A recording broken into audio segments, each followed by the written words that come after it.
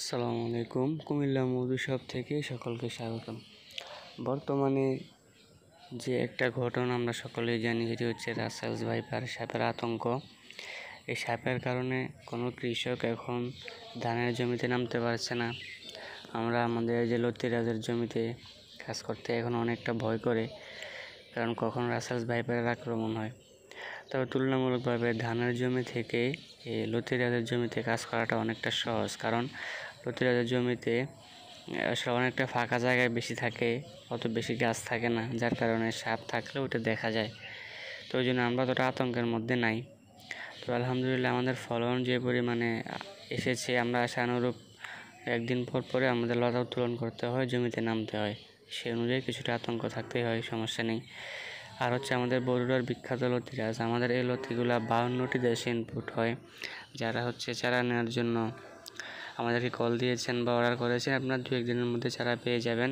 আর যাদেরই চারা প্রয়োজন হবে আমাদের স্ক্রিনে দেওয়া নাম্বারটিতে কল দিয়ে যোগাযোগ। মাশাআল্লাহ, আপনারা দেখতে পাচ্ছেন আমাদের কুমিল্লা বরুড়ার লতিরাজ আসলে কিভাবে হয়।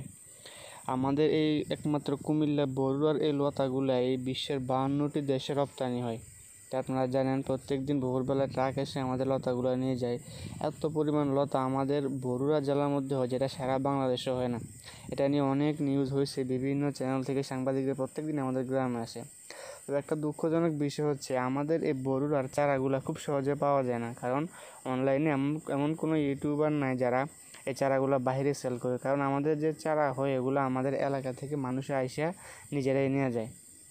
তো যাই হচ্ছে, আমি দীর্ঘ 2 বছর ধরে আমাদের এই বরুড়া থেকে আমাদের এই বরুড়া লতিরাজের বিখ্যাত জাত, যেটা আমাদের পুরো বরুড়ার মানুষ সবাই যেটা করে, এখন ধানের বদলে আমরা আসলে সবাই আস্তে আস্তে ঝুঁকতেছি আমরা কীভাবে লতিরাজ চাষ করা যায়। অনেকে ভাবেন যে ভাই আমাদের জমিতে পানি থাকে বেশি, আবার অনেকের জমিতে পানি নাই, আমরা কি এটা চাষ করতে পারবো? আসলে লতিরাজ হচ্ছে আপনার, এটা পানি যদি হালকা পানি থাকে, চিকচিকা পানি, সে সম্পূর্ণ ধানের জমিতে যেভাবে ধান চাষ করা হয় ওরকম জমিতে ভালো হয়। আর সব মাটিতেই হয়, তবে বেলে দোআঁশ মাটিতে একটু ভালো হয় তুলনামূলক আর কি।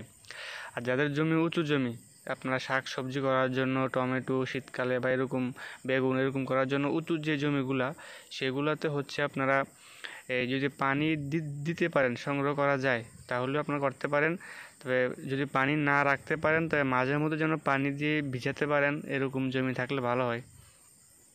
আর ছায়াযুক্ত জমি, যেখানে কারো ধান হয় না বা ধান করতে পারেন না, পোকা আক্রমণ করে, পরিত্যক্ত জমি, ওইগুলোতে ওই লতিরাজ খুব ভালো হয়। আর যাদের ধানের জমি আছে, ধান করে লসের সম্মুখীন হচ্ছেন বারবার, অনেক সময় দেখা যায় আমাদের এদিকে এই যে বদলার দাম থাকে একটা 1200 টাকা, তো লোক দিয়ে 1200 টাকা রেখে 5টা বদলার দাম থাকে 5000 টাকা।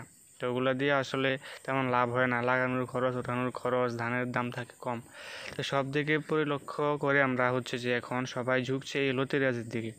এটাতে আপনি লাগানের আমাদের এই যাত্রায় শুধু 1.5 মাসের মাথা বা 2 মাস থেকে সম্পূর্ণ ফলন আসা শুরু হয়, টানা 1 বছর জমিতে ফলন থাকে।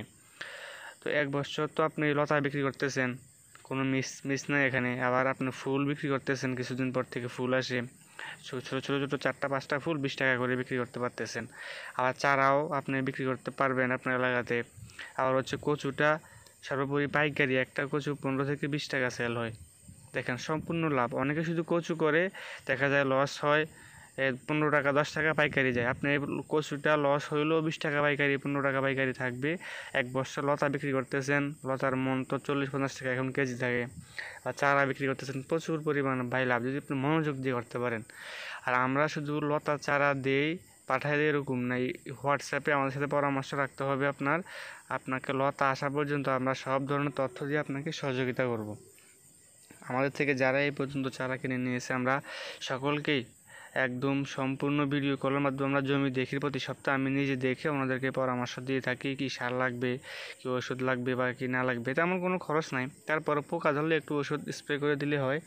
আর টিএসপি, ইউরিয়া, পটাশ এগুলা স্টেপ বাই স্টেপ আমরা বলে দিই, 1 সপ্তাহ পর পর কোনটা দিবে। এভাবে 1.5 মাস 2 মাস আপনি একটু কষ্ট করলে তারপর থেকে ইনশাল্লাহ লতা আসে। পরে লতা বিক্রি করে এটা দিয়ে আপনি জমির সারের খরচ, কামড়া খরচ এগুলো চালাতে পারবেন। আপনি 15 থেকে 20 মনও 1 বিঘা জমিতে ওঠা সম্ভব, যদি আপনি মনোযোগ দিয়ে এবং জমিতে ভালো করে জোর দেন। আর নয় মিনিমাম তো 10 মন থাকবে প্রতি সপ্তাহে একবার উঠালে। আমাদের এগুলোতে এরকম হয়। আপনাদের এদিকে মাটি ভালো থাকলে আপনারা করতে পারবেন। আর চারা